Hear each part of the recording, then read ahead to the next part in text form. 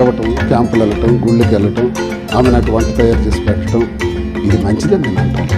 తప్పే, సమాజానికి వ్యతిరేకమే, it is మోరల్గా వ్యతిరేకమే. ఆమెకు కానీ నాకు కానీ ఏ జీవితానికి కానీ ఇది సందేశంగా తీసుకోమని నేను ఎవరికి చెప్పను. నా జీవిత పరిస్థితులు, నా కుటుంబ పరిస్థితులు నాకు అలా దాపురించేయండి. ನನಗೆ చెప్పాను ప్రెస్ మీట్లో, నందమూరి తారక రామారావు గారు ఈ భూమి మీద ఒక దేవుడు, అతను కారణజన్మ. లక్ష్మీ గారి భారతి గారికి చేసుకున్నారంటే ఆయనకి అవసరం, గతి లేక. అంటే ఏంటి దాని అర్థం? ఆఖరి స్థితిలో ఒక సహకారం చేయుతుండే మనిషి కావాలని ఆయన చేసుకున్నారు తప్ప ఇంకే అవసరాల కోసం కాదన్నది అర్థం చేసుకోవాలి.